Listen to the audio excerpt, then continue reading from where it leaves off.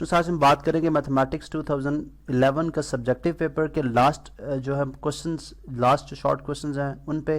ठीक है, यहाँ पे आप देख सकते हैं कि क्वेश्चन नंबर 15 तक हम ऑलरेडी सॉल्व कर चुके हैं। हम 16 की तरफ मूव करते हैं। तो क्वेश्चन है जी, इफ़ P इक्वल्स 3 -4 -4 3 मैट्रिक्स से रिलेटेड है एंड Q इक्वल है, Q मैट्रिक्स है, A इज़ इक्वल टू होगा। ठीक है, यहाँ पे is equal to A -6 A, then prove that जो P का ट्रांसपोज है वो भी P के इक्वल है और जो Q का ट्रांसपोज है वो भी Q के इक्वल है। ठीक है, यहाँ पे हम इसको कॉपी कर लेते हैं। बहुत सिंपल क्वेश्चन है, जिस तरह हम बोलते हैं जी वो क्वेश्चन जो आपको बोनस टाइम दे रहे हैं, ये वो क्वेश्चन है। ठीक है, यहाँ पे हम इसको पेस्ट करते हैं जी। तो फर्स्ट है इफ़ P इक्वल्स, अब अगर हम P इक्वल्स हमारे पास है 3 -4 एंड -4 और 3, अगर हम इसका ट्रांसपोज लेते हैं, ठीक है, ट्रांसपोज किस तरह से लेंगे कि जो इसकी रोज हैं, ठीक है, वो हम कॉलम्स में लिख देंगे। ठीक है, अब रो है 3 -4, ठीक है, 3 -4 ये रो थी, यहाँ पे मैं इसको कॉलम बना दूंगा। इसी तरह यहाँ पे -4 3 ये भी सेकंड रो है, इसको मैं सेकंड कॉलम बना दूंगा -4 3। अब अगर जब दोबारा हम इस मैट्रिक्स को देखते हैं, ठीक है, तो हमें पता चलता है कि 3 -4 -4 3 ये दोबारा P के ही इक्वल है। तो लिहाजा यहाँ से प्रूफ हुआ P ऑफ P ट्रांसपोज है वो P के इक्वल है। ठीक है, इसी तरह यहाँ पे हमारे पास दूसरा जो है पार्ट वो है Q इक्वल है मैट्रिक्स किसके जी, A -6 और -6 A के। ठीक है, इसी तरह से यहाँ पे हम देखते हैं कि अगर मैं इसका ट्रांसपोज लेता हूँ, Q का ट्रांसपोज ले लूँ, तो ट्रांसपोज लेते वक्त मैंने क्या किस चीज़ का ख्याल रखना है, क्या चीज़ करनी है, क्या प्रोसेस है, रोज़ कॉलम्स में लिखने हैं।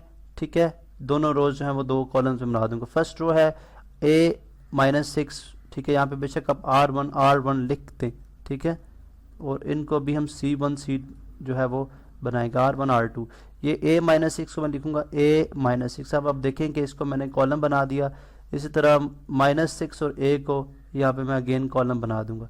लेकिन जब मैंने इसको दोबारा से स्टडी किया मैट्रिक्स को, तो पता चला कि तो अगेन मैट्रिक्स Q के इक्वल है, यानी इसकी रोज कॉलम्स में लिखने के बावजूद ये मैट्रिक्स Q के इक्वल है। तो लिहाजा यहाँ से प्रूफ हुआ Q ट्रांसपोज जो है वो Q के इक्वल है, तो हैंस प्रूव्ड। ठीक है, हैंस प्रूव्ड यहाँ पे लिख देंगे जी।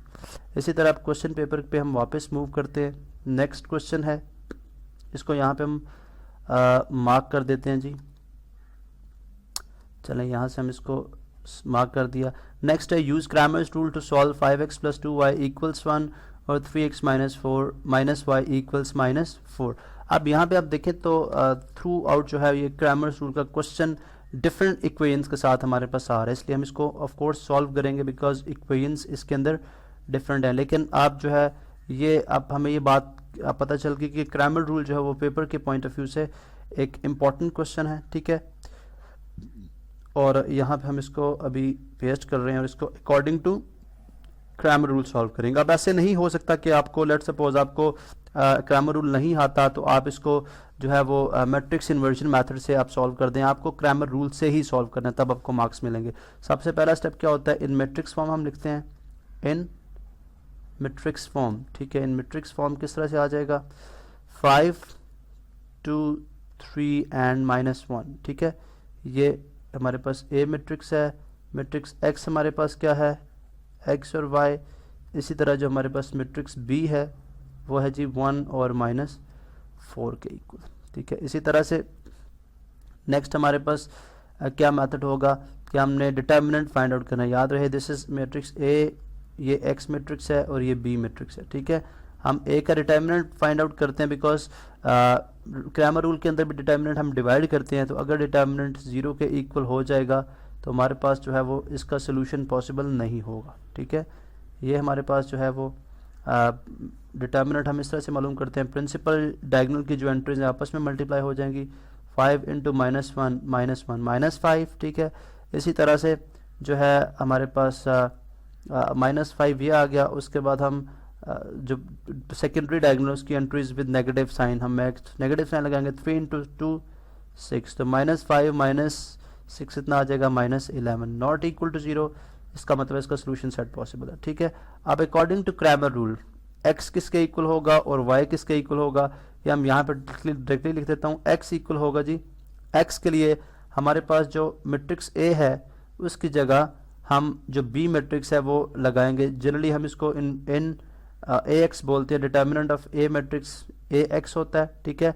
स्मॉल AX में हम इसको लिखते हैं डिवाइडेड बाय A डिटर्मिनेंट, जो कि किसके इक्वल होगा जी, हमारे पास हमने बात की जी फर्स्ट कॉलम की जगह, जो कि हमारे पास x है और ये y है, तो x वाला जो कॉलम है इसकी जगह हम मैट्रिक्स B को रिप्लेस करेंगे, बाकी मैट्रिक्स एज इट इज रहेगा। तो 1 -4 और 2 -1 जो है वो एज इट इज रहेगा, डिवाइडेड बाय A डिटर्मिनेंट जो कि हमें पता है -11 है, ठीक है।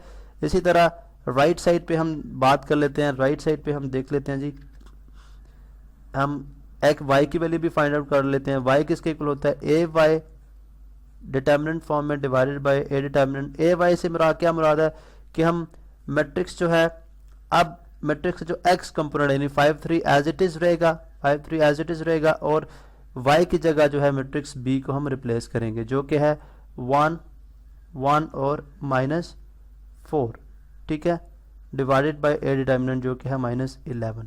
अब इसी तरह से हम इसको ड्रैग डाउन करते हैं और इसको यहाँ पे हम सॉल्व करेंगे, ठीक है। यहाँ पे आप देख सकते हैं। चलें अभी हम इसको सॉल्व करते हैं जी, किस तरह से आ जाएगा। यहाँ पे उसी तरह से डायगोनल एंट्रीज आपस में मल्टीप्लाई होंगी। 1 मल्टीप्लाई -1 इज -1 और -4 इंटू 2 -4 इंटू 2 -8, ठीक है, डिवाइडेड बाय -11। इसी तरह ये -1 + 8 हो जाएगा डिवाइडेड बाय -11, तो ये आ जाएगा x की वैल्यू किसके इक्वल आ जाएगी, 8 - 1 7 by -11, so x is equal to -7 by 11, ठीक है। इसी तरह से हम यहाँ पे y को भी सॉल्व कर लेते हैं।